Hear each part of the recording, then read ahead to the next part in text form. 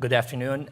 Great to be with you today. What an incredible event. So today we will delve into the flavor of whole person coaching, health and well-being through coaching. And I am thrilled to be joined by these brilliant minds to just learn from them, learn from their experience, and hopefully listen to your thoughts and questions. So I would encourage you, as we are talking, having a conversation with them, to really think and reflect and prepare a question or two so we can ask them. As an executive coaching firm, and you're working with high performance leadership and kind of thinking about well-being and whole health, from your lens, what coach, how do you delve into the return on investment on leadership performance from your work and what you do? Yeah, that's a good question. So yeah, Arootah, we do whole person coaching. So we're also life coaching, health coaching, career coaching, and executive coaching. So when we're doing executive coaching, we're looking at all four, eventually going to get into spiritual coaching as well. So we look at mindset. We always start with a mindset. And the mindset is, especially for executives, especially CEOs and people who are in charge of businesses, is you're going to get a very high return on investing in your people. You get a high return investing in yourself first. You get a very high return investing in people. It's funny that a lot of CEOs don't get that for some reason. The HR folks do. They get it. They always want to invest in their people because that's their job. So they always have a hard time with budgets. So when we're looking at this, when we're coaching, we've written a lot of books. So one of the kind of two versions of the books are executive function skills and then wellness principles. So the wellness principles are things, they're kind of common sense things, mind, body, spirit, those types of things, emotions. So it's a 4-part series of the books. Actually, they're upstairs. Anybody wants to grab a copy. And then we look at executive function skills. Time management, it's a top skill. So we write books on all these, put the knowledge together. Time management, decision making, communication skills. These are all skills that people can identify with, and they understand getting a high return on investment if they invest in this knowledge. What made you think about the importance, the urgency, to why it is critical for leaders to achieve high performance? Well, I learned it myself personally, right? Just, as a type A person, it's critical that you invest in yourself. In order to do that, the reason why I went into coaching is because if you want to learn something yourself, the best way to do it is to teach it to other people, right? If I really want to learn something, it's like, oh boy, I got to explain it to other people. Now I got to really, really dive deep. And that's why I write the books, do that. Really writing them for myself to start, and then teaching other people the skills. AI is an exciting thing. This is the time for it, and we discuss about that and leveraging it to access, to promote equity, to increase access. That's a great point. I'm also curious about how the limitations where it can backfire. One of the challenges with AI, and especially when we're talking about responsive AI, it can discriminate against users. It can discriminate against people. So how do we address that? Anyone? I think you can't just blindly follow AI, right? And you can prompt it. You can prompt out biases also. So when you're doing, a lot of times AI will just agree with you. Well, it's really smart questions, like brilliant answer. Yeah, do it that way. It's like, wait a second, hold on. You're just kissing my blah, right? Don't do that. Prompt that out, right? Prompt that out if you can. So for me, that's a big part of it. It's all about the prompts. Right, it's all about the prompts and how to get the right answer. The plus side though is it does give you a lot of options. Right, that's part of the Arootah process. Is we want options for our clients. Is that directive coaching? Maybe somewhat. It's all about how you do it. But you want to give people options. For instance, if I'm coaching somebody on health coaching, I'll talk to them. I'm like, yeah, I want to exercise. I want to go exercise. I was like, how's your sleep? I'm like, ooh, no, that's good. But they don't think about it. So they, so you gotta give them options. A lot of what we do at Arootah, we'll show some of that later when we do show some of our technology. I want to maybe build on this and thinking about the whole person health from your own personal experiences, and to what brought you into this field. What was maybe your, speaking of generative moments, your aha moment that really led you to the field of coaching, and what empowered you to go into whole person health? I'm curious. So I was exposed to an ashram at a very early age, probably around 9 years old. An ashram, lots of yoga, a lot of meditation, a lot of Eastern philosophy. There are also lots of nutrition. So I got exposed to this very young, and then as a peak performance, always interested in peak performance, type A, and then entered the business world. Maybe 20 years later, Julian Robertson's Tiger Management, the most successful hedge fund to that point, and he was all about corporate wellness, all about everybody had a trainer, there was a chef making healthy foods. The people that he hired were top performers, all about peak performance, all about understanding getting a high return on an investment in his people. Then we started our own hedge fund, John Griffin and I, Blue Ridge Capital, same thing, corporate wellness program, and now Arootah. We're giving back. People do more for other people than they will for themselves. To your point, I think if they're compassionate. So I'm just really passionate about getting this message out there and helping people. Thank you for sharing that. I want to take the opportunity to allow our audience to ask questions. So please raise your hand, please, over there. Yes, please. Thank you very much for this discussion. I'm a current graduate student in executive coaching and organizational consulting here at NYU, and I'm really interested in the topic you brought up about the bias in AI. And Rich, you said you could technically, potentially prompt the bias out of AI coaching, but my question is, who's generating those prompts? And so I'm curious, what does collective cross-cultural prompting look like in your organizations? And what are you seeing in the field to help mitigate this bias? And I realized I was just question stacking. So thank you. That is a rich question. So maybe actually we can leave the mic there just in case they need to hear the question again. Who would like to answer that one? Well, I think it depends on whatever the issue is, whatever the question you're asking. A lot of times people are concerned with AI and AI interviewing. For instance, you want to make sure there's no bias in interviewing. There's actually laws out there. You have to be really careful now when you're interviewing people. So it really depends on what the question is. Don't bias, this if you're asking this particular question. I want the right person for the job, right? I don't care about what their color is or anything. Make sure you give me the answer, the questions to ask them for the right person for the job is just an example. But it really depends on whatever the question is. Thank you. I'm really excited about this conversation. My name's Becca Speart.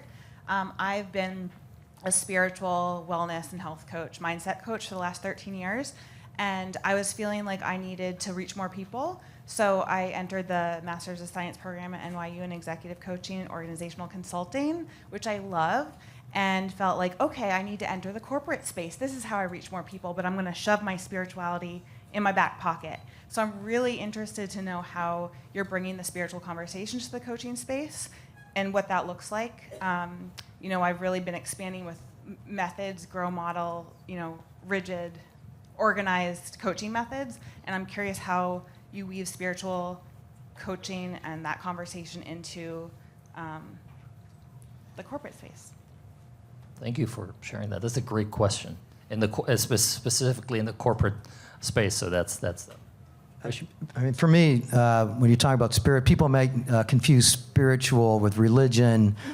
So that happens a lot in the corporate space. So I'm very careful about that. When I talk about in spirit, inspired, right? Inspiring people, figuring out what their passion is. A lot of career coaching as well. So what inspires the people that you're coaching? So figure their passions out. We're working on a book, on a career book right now, and that's the biggest part of it for me. What are they really passionate? If you can figure out what you're passionate about, you're never working another day in your life, right? You got to figure that out, and you want to make sure that the employees that you're hiring are passionate about what they're doing. Right? So it's really that's how I look at it, just as a quick little soundbite. in one word, maybe two. Where do you see a blind spot or an opportunity for coaching, on whole person coaching specifically, to support this field and take it to the next level? I would like to take that. Focus on prevention. This is really one, right? You got to focus on prevention. Prevention. I'll leave it there. That's a great word. I want to conclude with just something that I had a couple of people earlier ask about coaching, and especially the earlier session, the research and the science, and it was a wonderful session. I appreciated everyone. I wanted to add the point of view of health and wellness coaching research as someone who is embedded heavily in that and National Board for Health and Wellness Coaching through my work at Mayo. Health and wellness coaching is actually one of the fields that is heavily supported by research. There is over 500 published peer-reviewed articles, over 100 randomized controlled trials about the impact of health and wellness coaching on healthcare, self-care, employee wellness, so different fields. So I would encourage you to look up that. You can look up the compendium, Health and Wellness Coaching Compendium, and you can read more about that, because for me, that is an opportunity for cross-pollination and multidisciplinary support and collaboration between all fields of coaching. So with that, thank you very much. I appreciate the brilliant minds that came today. I appreciate you. Have a great day.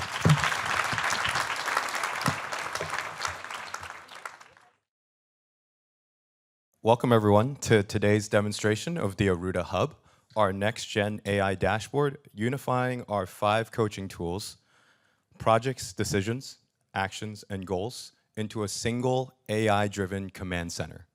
The goal is to have a pocket companion for your everyday life, instructing you what you need to do at any given time. Starting from Arootah, our vision comes from our founder, Bello, and the methodology and Arootah's whole ethos comes from his mentality, driven from his coaching approach. Rich comes from a deep background in financial services, alternative investments, and has a plethora of coaching experiences, both in executive coaching, career coaching, and holistic coaching as well. So, Rich? Thanks, Jeff. Arootah is all about talent, maximizing potential, and we start with the different stages of talent. So as you can see on the screen, we start with the acquisition. That's the first stage. We have a talent acquisition division. Then we move into development, which is really what most of this is all about, coaching. We do a lot of seminars and webinars on talent development topics, executive function skills. Then we have an assessment division. We work with retention and all the way to transition, which can be termination. So that's what Arootah is about. So we have a kind of a simple formula. Arootah's formula is we start with knowledge. So some of you may have seen some of the books that we have. We've got a deep library of content. We read a lot. I think we've written 16 books over the last 3 years. We're very curious people. We start with knowledge, but knowledge doesn't apply itself. You need to have a process to apply the knowledge. It's not going to apply itself. So we develop a process to apply it. Coaches are steeped in that process. Then we add technology. We have a lot of technology. My colleague Christina is going to go through some of that with you. The technology really is used as a lever to get the most out of the process, get it done efficiently and effectively. And then we had the coaches. The coaches kind of supervise that whole process, work with you to get really clear on your goals, on your mission, and and then this is what leads to results. So I'm going to bring up my colleague, Christina Labreco, executive coach. She works with our coaches. She does coaching herself. She's really steeped in the technology. She's going to go through the technology right now. So we've got a hub here, and you can think of the hub as an AI companion. We call this AI companion Aria. She's providing insights, potential bottlenecks, and also potential next steps in between your coaching sessions. So unlike you, she's available 24/7 to the client and guiding the process where you can't be there directly. What's nice about the hub is that it's integrating 5 different pieces of technology. And so a lot of these technologies you may have seen somewhere else, but the beauty of this is it's all in one place and the coach has access to it. So in between sessions, you're able to check in as a coach where your client's at, what happened in between sessions, and where to pick up in your next session. So we'll be going through some of these briefly. We start with the Goal Manager app. This is where we're going to be tracking goals, progress on those goals, deadlines, start lines, all of that. We have the Decision Manager for complex decisions, helping people make decisions without cognitive or emotional bias. We have the Project Manager for complex goals, so things that have multiple areas and categories within those action plans. And then the Time Manager that helps to really allocate time more than just a schedule. It's really showing you where your highest priorities are, where you should be spending your time, and most importantly, when you should be spending your time there. Habit Manager, of course, the quality of our lives are basically dependent on the habits that we make daily. So this Habit Manager is tracking that progress. We'll go into that in a little bit detail later. And the goal manager overview, like I said, this is where every coaching engagement starts. This is where the coach is guiding the client through understanding where they want to be spending their time, what's most important to them. And we do this in a 10-step process, looking at the areas and categories first, breaking that down into which of these is most important. Then, of course, how are we going to measure it? By what are we going to measure it with, and how frequently are we going to be measuring it? And those kinds of data points are inputted throughout the whole coaching engagement, so we're getting real-time status on how far or close we are to completing that goal. We break down each of these goals into understanding why it's important. So there's a place for this person to write in the rewards for achieving the goal, the consequences for not achieving the goal, what makes their motivation for getting this goal so important, objections or possible obstacles that might come up, so we can have a pre-situation plan for that. And then we make an action plan for each one of these goals that includes start lines, deadlines, priority order, of course, accountability strategy. And some of these actions can be a one-time action. Some of them will be decisions, which is where we go into the decision manager app. And some of them will be habits, which are repetitive actions, which a lot of these goals tend to have when we're really trying to change behavior. It starts with that habit. So this is giving an overview of everything you're trying to be working on. It gives you what we call a master plan, where all of your goals, all of those things we just went over are available in one place. And of course, that's also integrated into the hub, which we'll talk about later. Also, one thing that I really love about that Goal Manager app is it's tracking plan progress as well as goal progress, so you can see the effectiveness of the plan, and as a coach, know if you have to change strategy mid-engagement to make sure that you're really driving the results that the client's expecting. Here we've got the Habit Manager app, so this is where you're tracking your actions daily, things you want to eradicate, things that you want to actually start building. You're giving yourself a daily score. The coach has access to this. They can see, are you sleeping that 8 hours that you said you're going to? Why or why not? And kind of getting onto the bottom of this. And it's really important, I think, for consistency for even the client and the coach to understand where are you falling short on the things that you're committed to do? Why are you not doing the things that are in your best interest? Let's uncover that. So this is giving us an overview of that. We have, of course, the Decision Manager app, which is so important because so many of us make decisions based out of emotions. It's very easy to do that. But when you're buying something like a house or maybe even choosing a career, there's a lot of things that are going on, and it's not always that a pro and a con mitigate each other.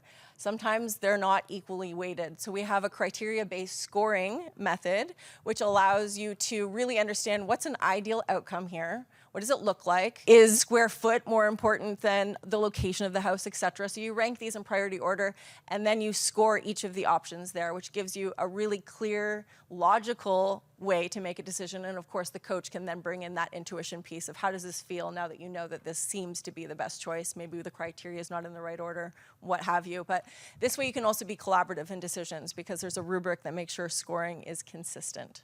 It's all a lot. This is all filled with AI. It makes it go so much faster. We had it without AI, and we started like, wow, it really cut down the process and made it so much better. Because you're getting options, you're getting all kinds of options.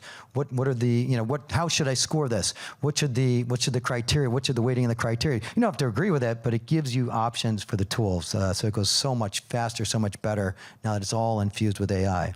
Yeah, all of our apps that I've gone through so far have that component, so it's really good as a thought starter, brainstorming, any of that the coach can use, even with the measurement, which I find really helpful, the suggestions that it gives to how to measure a goal, which is sometimes a hard decision to make.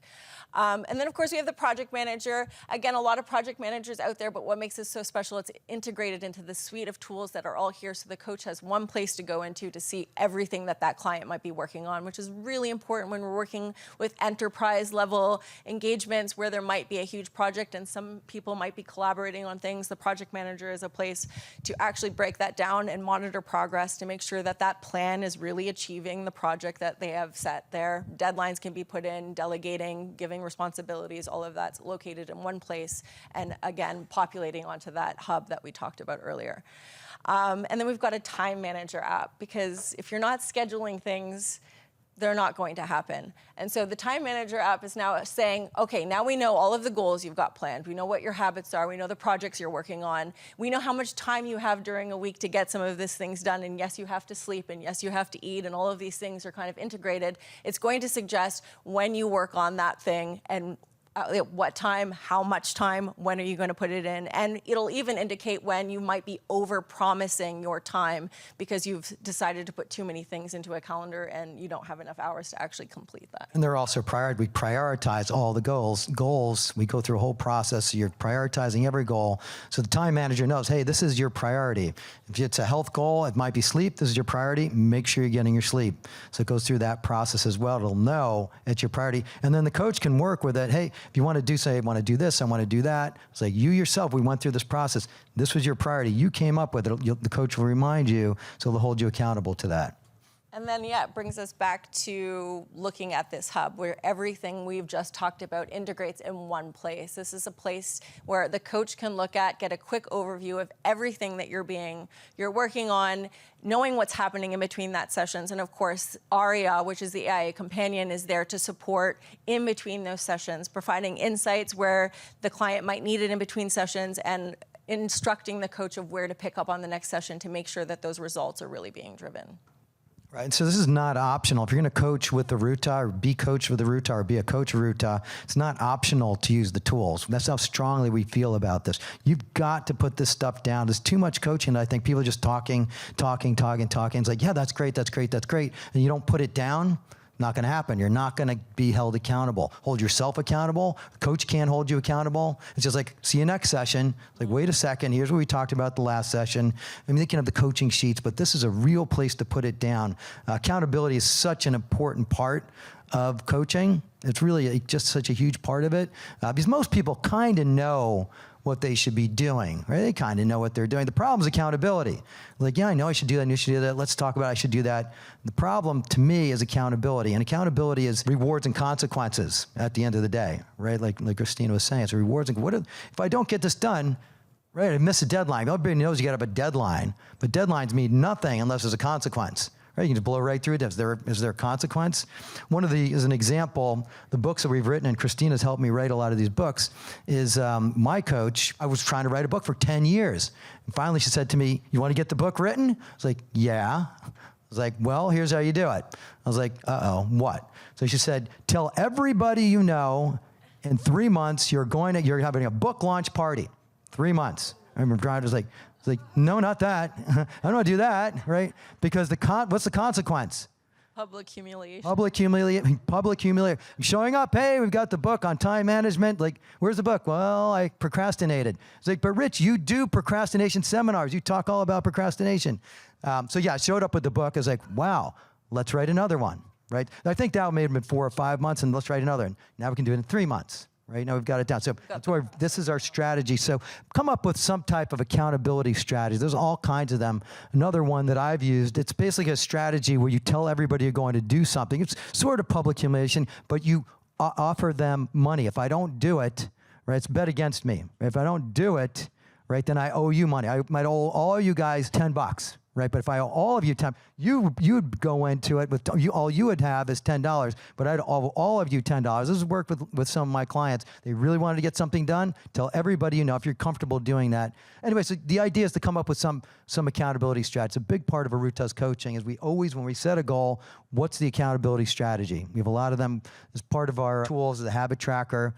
That's holding yourself accountable. At the end of the day, believe it or not, I have 63 habits that I work on, and I see a score at the end of the day. Now it's got to be quick, right? The habit tracker you got to be able to do it in like 2.5 minutes, like boom, 1 to 10, blah, blah, blah. How did I do for the day?